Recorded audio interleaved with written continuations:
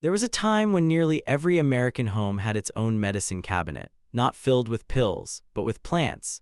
Simple remedies your grandparents trusted without question. They used them for coughs, infections, pain, and survival long before pharmacies stood on every corner. Then, almost without anyone noticing, they disappeared. Not because they stopped working, but because they were quietly replaced, labeled old-fashioned, outdated, forgotten, and today most people walk past these plants every day without realizing what they once meant. In this video, you'll discover 20 medicinal plants once used in nearly every American home and the real reasons they suddenly vanished. And stay with me, because number 12 didn't just disappear, it was deliberately pushed out. 100 years ago, healing at home wasn't unusual, it was normal. American families kept jars of dried leaves in their kitchens. Grandmothers passed remedies down like family heirlooms. Fathers gathered roots from fence lines.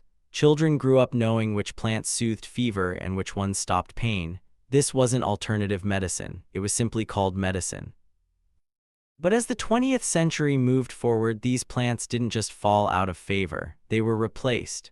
Packaged pills took their place, pharmacies expanded, and slowly the remedies that once lived in every home faded from memory. The first was so common, people now call it a weed. Number 1, dandelion, the weed that was once medicine. Today, most Americans see dandelions as a nuisance. They spray them, kill them, remove them from their lawns. But in the early 1900s, dandelion was one of the most trusted home remedies in the country. Families used its roots and leaves to support digestion, liver health, and overall recovery. It was dependable, accessible, free. But when pharmaceutical digestion treatments became widely available, dandelion lost its place. Not because it stopped working, because it stopped being necessary, or at least that's what people were told. But dandelion wasn't the only backyard remedy families trusted. The next plant grew along quiet country roads. Number 2, plantain, the backyard bandage, not the fruit, the leaf. Plantain grew in yards, along sidewalks, and in open fields. American mothers crushed its leaves and placed them on cuts, insect bites, and skin injuries. It became known as nature's bandage. It worked when nothing else was available. But as antibiotic creams and antiseptics became common, plantain slowly disappeared from home use. Not because it vanished, but because people stopped recognizing it. But while plantain treated wounds, the next plant treated something far more dangerous: infection. Number 3, golden seal, America's forgotten antibiotic. Golden seal was once a staple in American homes. Families used it for infections, sore throats, and illness. It became one of the most valuable medicinal plants in the country, but its popularity became its downfall. It was over-harvested. And at the same time, synthetic antibiotics entered the market. Golden seal couldn't compete with mass production, so it disappeared, not from the earth, from the home. But infection wasn't the only fear American families faced. Pain was constant, and the next plant helped relieve it. Number 4, willow bark, the original pain reliever before aspirin existed. Americans used willow bark. They made teas from it to reduce pain and fever. It was trusted, reliable, effective. But when aspirin was synthesized and sold commercially, willow bark became unnecessary. Its natural form was replaced by its laboratory version. The plant was forgotten, even though its legacy lived on in every pill. But while willow bark relieved pain, the next plant helped people breathe. Number 5, mullein, the lung healer. Mullein grew tall in open fields. Its soft leaves became a remedy for coughs, bronchitis, and breathing problems. American families trusted mullein to support lung health, especially during cold winters, but modern cough syrups replaced it. Convenience replaced tradition. Mullein didn't stop growing. People stopped using it, but breathing wasn't the only problem families faced. Fever was one of the most feared. Number 6, elderberry, the fever fighter. Elderberry syrup was once common in American kitchens. Families used it during flu outbreaks and illness. They believed it strengthened the body's defenses. But commercial medicines replaced homemade remedies. Elderberry became old-fashioned, outdated, even though it never disappeared. But elderberry wasn't the most overlooked remedy. The next plant grew in nearly every garden. Number 7, peppermint, the household remedy. Peppermint wasn't just tea, it was medicine.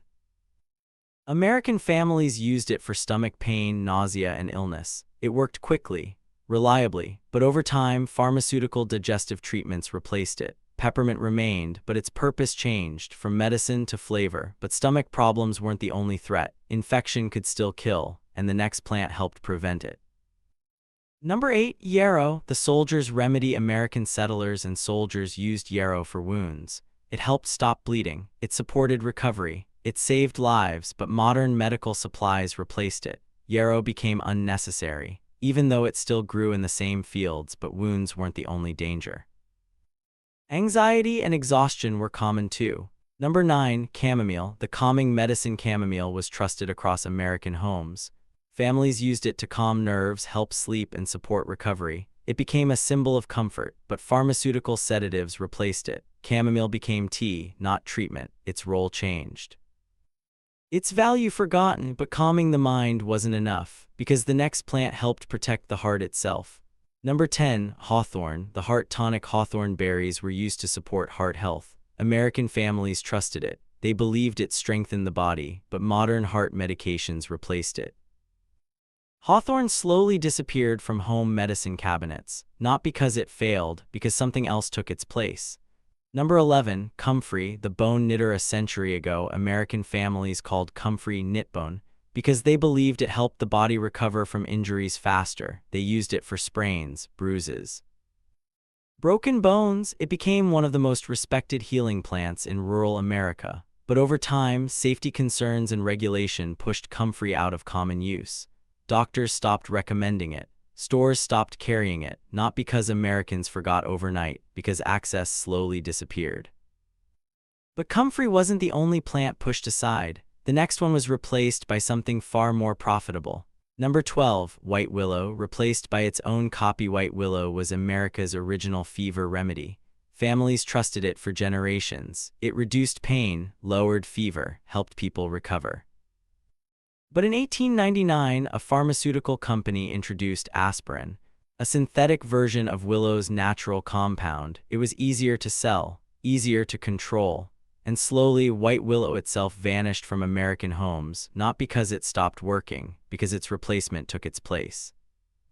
But while willow was replaced, the next plant was simply rebranded.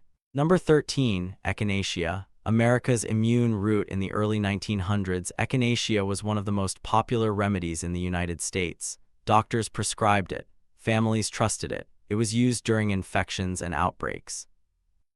But when antibiotics arrived, echinacea was labeled outdated. Pharmaceutical medicine took priority, and echinacea faded from mainstream care, even though it never left the soil. But infection wasn't the only threat Americans feared. Pain was constant.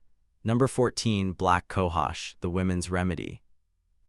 For generations, American women relied on black cohosh. It was used to support hormonal balance and recovery. It became a trusted part of women's health, but modern hormone treatments replaced it. Black cohosh became alternative, not primary. Its role diminished, even as its history remained. But women weren't the only ones who depended on plants. Entire families relied on the next one. Number 15. Sassafras. The disappearing tea. Sassafras tea was once everywhere in America. Families drank it in spring to restore strength after winter. It became tradition, routine. But eventually, concerns and regulation restricted its use. Sassafras disappeared from kitchens, not from nature, from memory. But some plants didn't disappear because of regulation. They disappeared because people stopped needing them. Number 16. Boneset. The fever breaker. Boneset was trusted during America's worst flu outbreaks. Families depended on it when illness spread. It became a symbol of survival. But as modern fever medications became common, Boneset lost its place. Convenience replaced tradition. People chose pills, not plants, even though Boneset remained. But convenience wasn't the only reason plants disappeared. Fear played a role too. Number 17. Foxglove. Too dangerous to trust. Foxglove was powerful. Healers used it carefully. It helped regulate the heart, but it required precision. Too much could be harmful. So modern medicine extracted its compound, digitalis. The plant itself was abandoned. Its chemistry survived, its origin forgotten.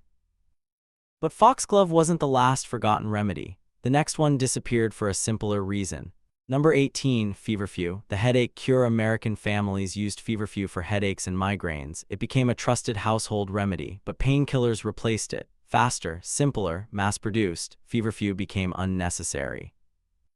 Even though it still worked, but headaches weren't the only pain Americans faced. Sleep itself became a struggle. Number 19, valerian, the sleep root. Before sleep medications existed, Americans used valerian root. It helped them rest, recover, restore, but pharmaceutical sleep aids replaced it. Valerian became herbal tea.